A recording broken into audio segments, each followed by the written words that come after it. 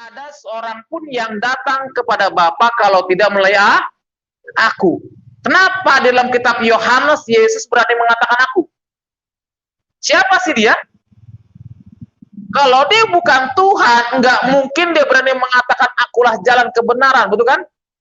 Karena pribadi dia Tuhan yang memberikan keselamatan kepada setiap orang, maka dia berani mengatakan akulah jalan kebenaran dan hidup. Tidak ada seorang pun yang datang kepada Bapa kalau tidak melalui aku. Nah, makanya maaf kata saya, seperti hambanya, Mbak ini, itu setiap hari 17 rakaat.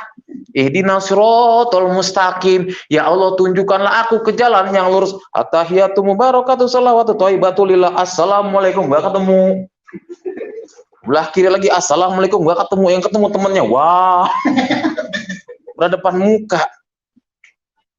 Cari jalan yang lurus, padahal sudah ada di mana? 43 Al-Azruf ayat 61. Apa bunyinya? Dan sesungguhnya Isa itu benar-benar memberikan pengetahuan tentang hari kiamat. Karena itu janganlah kamu ragu-ragu tentang kiamat itu, dan ikutilah aku, inilah jalan yang lurus. Amin. Ini kan sudah nyata terbukti, gitu. Di dalam 43 Al-Azruf ayat 61. Dikatakan apa? Dan sesungguhnya Isa itu benar-benar memberikan pengetahuan tentang hari kiamat. Nah, kenapa harus Isa? Sedangkan ada Nabi Nuh, Nabi Adam, Nabi Musa, Nabi Muhammad. Kenapa harus Isa? Apa sih pentingnya Isa? Apa sih pentingnya Yesus sehingga dia bisa memberikan jalan yang lurus? Karena pribadi dia bukan Nabi, tapi Tuhan yang dahsyat. Muhammad gak bisa menyelamatkan. 48 Al-Fat ayat 2. Agar Allah memberikan ampunan kepadamu, Muhammad, atas dosamu yang lalu dan yang akan datang, serta menyempurnakan nikmatnya dan menunjukimu ke jalan yang lurus. Muhammad sampai saat ini masih berdosa, saudara. Agar Allah memberikan ampunan kepadamu, Mr. M, atas dosamu yang lalu dan yang akan datang. Nah, sampai saat ini kira-kira masih berdosa apa enggak? Makanya umatnya mendoakan beliau. Allahumma sholli ala Sayyidina Muhammad. Ya Allah, sampaikan salam sejahtera buat Nabi Muhammad. Wa ala ali Sayyidina Muhammad, buat keluarga Nabi Muhammad, lah buat saya mana. Firman Tuhan dengan tegas mengatakan, mengaku dengan mulutmu, dengan senap hatimu, maka ada ya kalimat insya Allah. Dari perjanjian lama sampai dengan perjanjian baru, Alkitab belum pernah mengatakan insya Allah. Semenjak saya jadi hamba Tuhan, dibentuk, belum pernah ada pendeta pulanglah insya Allah diberkati. Ada gak pendeta gitu? Ya mungkin ntar Pak Gembala kali ya. Nggak ada, saudara. Jadi keselamatan itu pasti Tuhan memberikan keselamatan yang kekal kepada pribadi setiap anak-anaknya. Katakan amin. Bangga kita terima Yesus, saudara. Seperti Mbak tadi luar biasa kesaksiannya, Mbak ya. Ya, sampai terjerumus narkoba, tapi dia tetap Tuhan, terima Tuhan, nanti hambanya kesaksian luar biasa nih juga. Ya. Sekarang ini sudah banyak murtadin bertobat. Makanya orang-orang Islam itu sekarang kebakaran jenggot, betul sudah. Hampir setiap hari itu, maaf kata, saya belum lama berangkat ke Madura, itu 75 santri bertobat. Ada WA-nya sama saya. Saya berangkat tengah malam, ada fotonya. Ya, masa nggak bisa tak bikin overhead ya? Tadi coba ditampilin ya. Saya baptis dia. Ya, Ustadz. Ya di drum, lama di kolam, masa enggak yang baru di kolom bak mandi. Yang baptis Ustadz Soleh. Yang sekarang tinggal sama di tempat kampung saya. Udah, yang dikucilkan sama keluarga ketahuan. Jadi satu santri itu bertobat, ketahuan digerebek sama warga. Dan akhirnya apa? Dia ngungsi. Ini iya, Ustadznya dari mana asalnya? Palembang.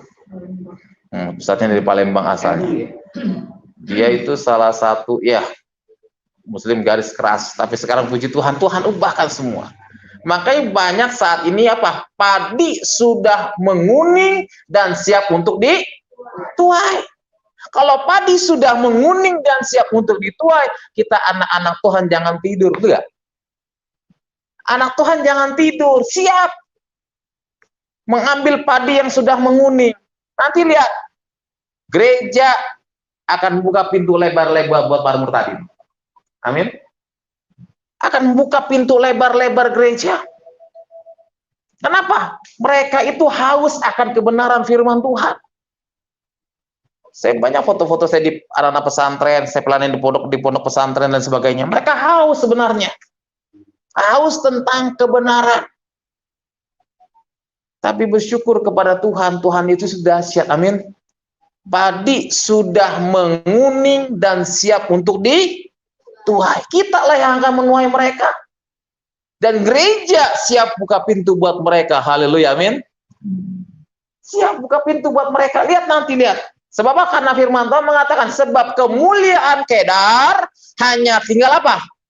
Sesaat saja. Dari pemanah-pemanah yang gagah perkasa hanya tinggal sedikit aja. Gitu? Hanya tinggal sedikit. Banyak tokoh kiai yang sudah pada meninggal. Kemarin pimpinan pondok pesantren Gontor meninggal. Nanti lihat nanti semua akan terima Yesus. Haleluya, amin. Amin. Ya, termasuk Nandar juga, haleluya. Ya. Nandar di Facebook selalu komen, nggak lama lagi bukan Nandar tapi apa? Yahya Waloni kembali kepada Tuhan Yesus, haleluya, amin. Enggak ada yang mustahil, betul kan? Sekarang dia yang menghujat orang Kristen, menghujat Tuhan Yesus, saya bilang. Dia bilang katanya orang Kristen tidak akan masuk surga. Aduh Tuhan tolong. Itu kan pernah saya sanggahan di YouTube, saya bilang, dari mana dalilnya Kristen gak masuk surga? Sedangkan surga milik Isa masih. Kan sudah nyata, 43 Al-Zurub, ayat 61. Kok dia bisa berani mengatakan Kristen gak masuk surga? Dari mana? Alkitab Injil dia bilang palsu katanya. Kalau memang Alkitab Injil itu palsu, tolong buktikan aslinya ada apa enggak? Nggak bisa buktikan dia sampai sekarang. Sekarang dia buat lagi sensasi. Islam masuk surga, Kristen neraka, kurang ajar. Sekarang lagi buat sensasi, saya bilang buktikan dalilnya di mana. Ada lagi mengatakan Natal itu haram. Dari mana dalilnya Natal itu haram? Dari mana Al-Quran mengatakan haram itu Natal? Natal itu haram. Pada apa? 19 Maryam ayat 33 apa dikatakan?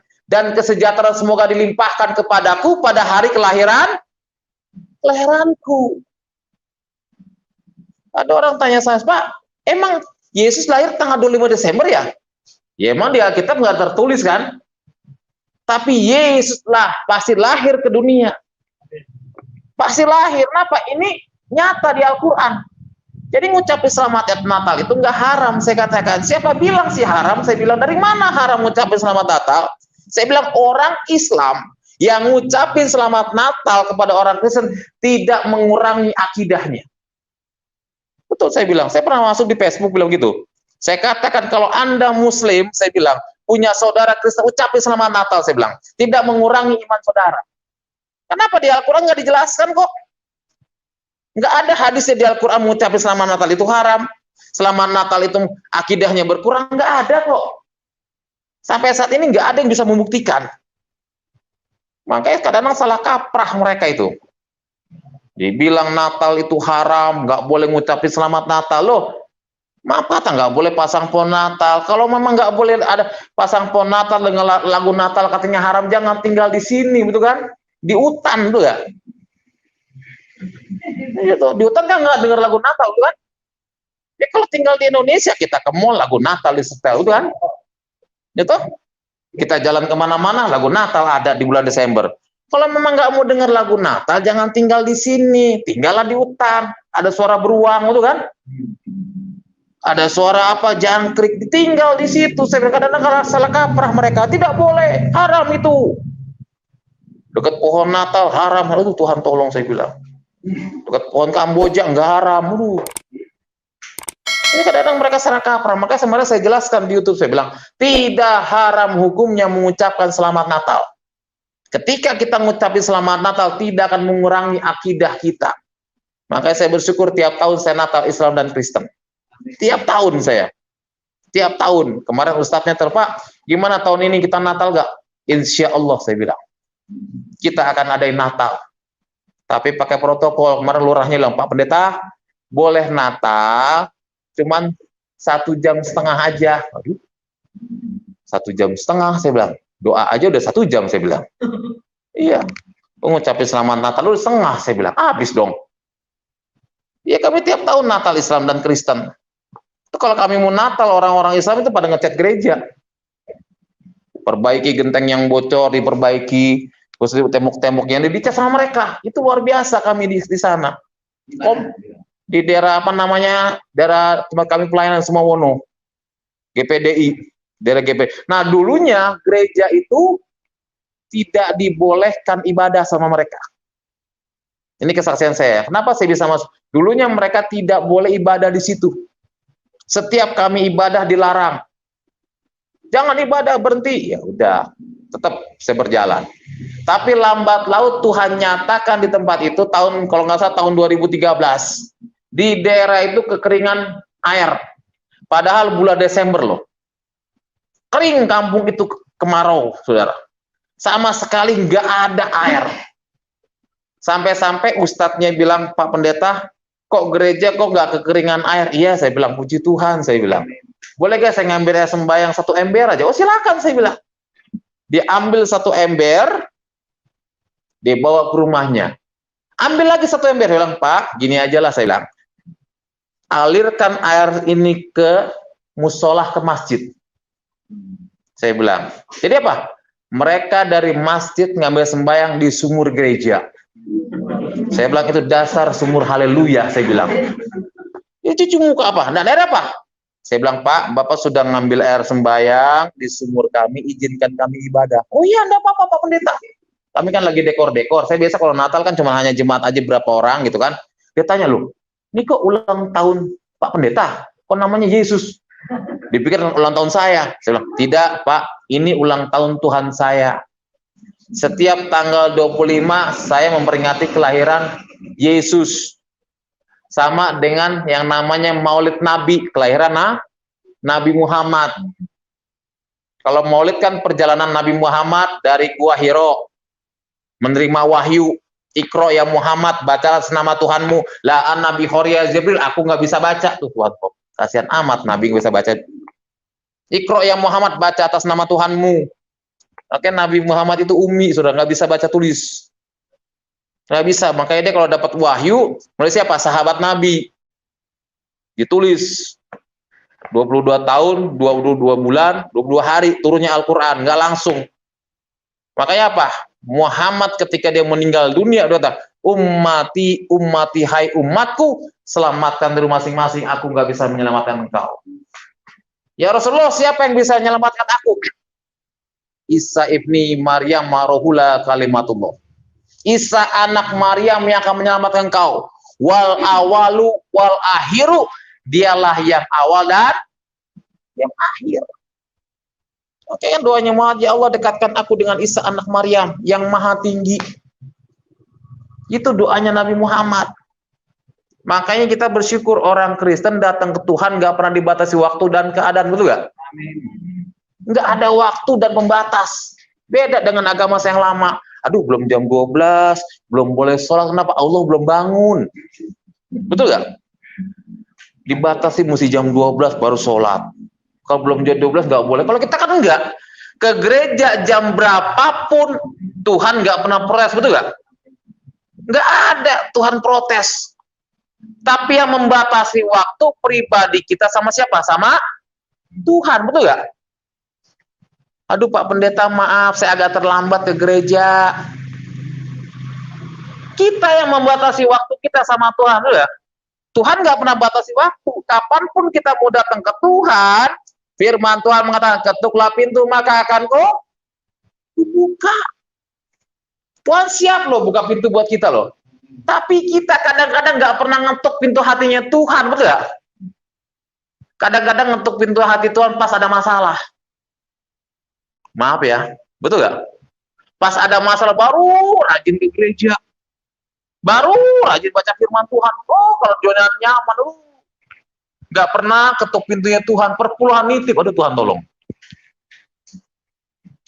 Saudara yang dikasih dalam Tuhan, kita mau dalam hidup kita yang sudah diberikan keselamatan oleh darah Yesus, kita pegang keselamatan dengan erat, amin.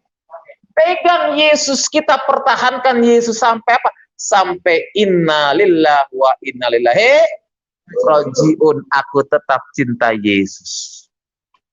Amin. Saya maaf kata, waktu saya pertama masuk YouTube, saudara, itu kan di nomor WA saya.